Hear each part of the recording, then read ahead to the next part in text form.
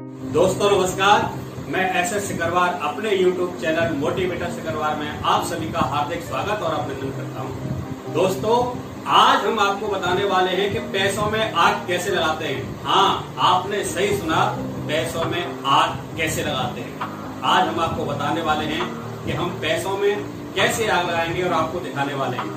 देखिए, ये मेरे पास एक 500 का नोट है। इस नोट को मैं आग लगाने वाला हूँ। ये मेरे पास माचिस है और इस माचिस से इस नोट को मैं अभी आग लगाऊंगा। ये पकड़ लेता हूं मैं इसको और ये मैं जो है आग लगाता हूं। हवा चल रही है, देखो मैं आग लगाने वाला हूं। ये बुझ गई, दोबारा से जलाने की कोशिश करता हूं और इसमें मैं आग लगाने की कोशिश करता हूं। पैसों में हम लोग आग कैसे लगाते हैं, अभी भी नहीं जला है। दोबारा से फिर मैं ट्राई कर रहा हूं कि हम पैसों में आग कैसे लगाते हैं। देखो ये आग लगने वाली है पैसों के अंदर।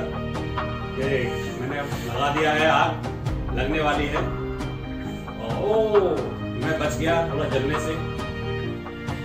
दोस्तों मैं आपसे बताने वाला था कि ये आग हम डेली लगाते हैं इन पैसों के अंदर, लेकिन हमको जानकारी नहीं होती हम पैसों में आग लगा रहे हैं। केवल लाइटर जलाने से या माचिस की तिल्ली दिखाने से नोटों में आग लगाना नहीं होता है। हम बहुत सारे फिजूल खर्ची करते हैं और अपने पैसों में आग लगाते हैं।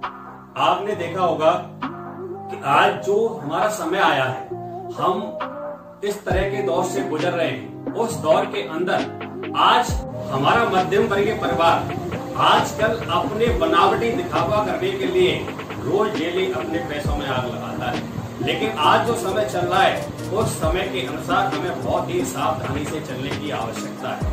आपको ये मैं घड़ी दिखा रहा हूँ। इस घड़ी की कीमत लगभग 18,000 रुपए है।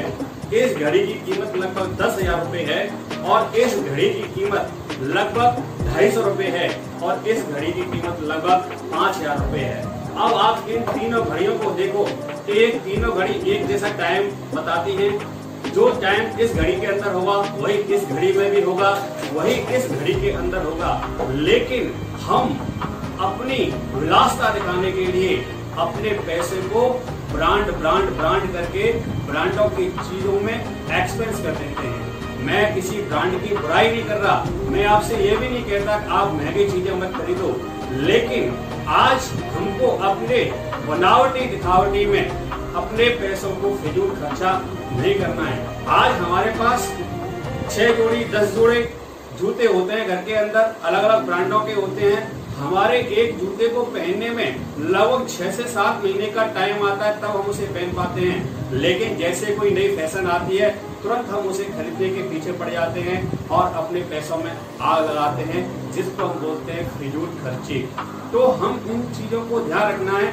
अरे साहब, शर्मा जी ने 5 स्टार होटल के अंदर अपने बच्चे का जन्मदिन मनाया, चलो ऐसा करते हैं हम भी अपने बच्चे का जन्मदिन अगली बार इसी प्रकार से 5 स्टार होटल के अंदर मनाएंगे। लेकिन जब हमारे पास पैसा नहीं होता, अरे वो हमारे पास क्रेडिट कार्ड है ना, अभी तो हमारी जो सिविल अच्छी थी, हमारा बैंक का ट्रांजैक्शन अच्छा हो रहा था, तो उस बैंक ने हमको जो क्रेडिट कार्ड दिया है उसी से हम कर लेते हैं और उस क्रेडिट कार्ड को हम 5 स्टार होटल के अंदर जाकर के अपने बच्चों के बर्थडे या अलग किटी पार्टी या अन्य प्रकार की पार्टियों में फिजूल खर्च कर देते हैं। और जब उसकी भरने की बारी आती है तो उसी को हम इंस्टॉलमेंट के अंदर अपना फाइनेंस करा लेते हैं। इस प्रकार से दिखावट के अंदर हम पर बहुत सारा लोड बढ़ता हुआ चला जाता है और धीरे धीरे हम कर्ज के अंदर डूबते हुए चले जाते हैं और उस पैसे को लोगों को वापस करने में या बैंक को वापस करने में परेशानी का सामना करना पड़ता है। दोस्तों मित्रों, आज का जो समय है, जिस प्रकार से हमने लॉकडाउन का समय गुजारा है, इस समय में भारत देश की अर्थव्यवस्था ही नहीं पूरे विश्व की अर्थव्यवस्था चरमरा गई है, जिसके कारण हमारे रोजगार, हमारे व्यवसाय पर प्रभाव पड़ा है। इसलिए आने वाले समय में हमको और कठिनाइयों का सामना करना पड़ सकता है। इसलिए आज हमको यह सोचने की आवश्यकता है कि हम अपने पैसों को किस प्रकार से खर्च करें। जो हम पैसों के अंदर आग लगा रहे हैं, उस आग को हमें रोकना होगा, अपने खर्चों पे संयम बरतना होगा। हम महंगी घड़ी की जगह कम सस्ती घड़ी भी खरीद लेंगे तो हमारा काम चल जाएगा। हमारे पास जरूरी नहीं है कि 6 जोड़ी जूते हों, यदि हमारे पास 1 जोड़ी जूते भी हैं तो उससे हमारा काम चल जाएगा। जरूरी नहीं है हमारे पास 10 सूट हो, 10 ड्रेस हो, हमारे पास यदि आज के समय में 4 ड्रेस हैं उससे भी हम अपना काम चला सकते हैं। इसी प्रकार से दोस्तों बहुत सारे हमारे ऐसे खर्चे होते हैं जिन पर हम ध्यान नहीं देते हैं। आज हमें उन खर्चों का एनालिसिस करने की आवश्यकता है और एनालिसिस करके हमें उसी हिसाब से अपनी जो आमदनी है उस आमदनी से भी अब कम खर्चा करने का सोचना है। तभी जो परेशानियां हमारे बीच में आई हैं, जो संकट का समय हमारे बीच में आया है, उससे हम आगे निकल सकते हैं और अपने परिवार की जिम्मेदारियों को अच्छी तरह समझा सकते हैं या उसको निभा सकते हैं। दोस्तों जो हमारे देश को आत्मनिर्भर बनाने की बात हो रही है, वो आत्मनिर्भरता केवल हम अपना काम करके या विदेशी सामान का बहिष्कार करके ही नहीं, अपने यदि हम खर्चों में कटौती करके अपनी आर्थिक स्थिति को संभालते हैं।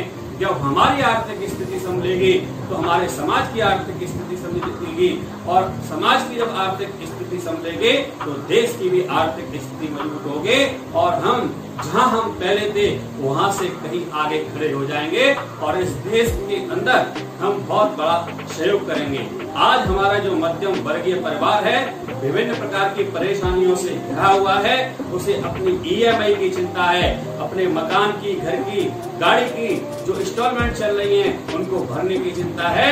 इसलिए हमको अपने पैसों में आग लगाना बंद करना पड़ेगा। यदि हमने फालतू खर्चों पर कंट्रोल कर लिया तो निश्चित रूप से हमारी परेशानियां धीरे धीरे समाप्त हो जाएंगी। मित्रों, आपको हमारा यह वीडियो कैसा लगा हमें कमेंट्स बॉक्स में अपनी राय अवश्य दें और जो लोग हमारे चैनल पर पहली बार आए हैं वो चैनल को सब्सक्राइब करना ना भूलें और जो फेसबुक पेज पे देख रहे हैं तो फेसबुक पेज को लाइक करना भी ना भूलें। जय हिंद, जय भारत।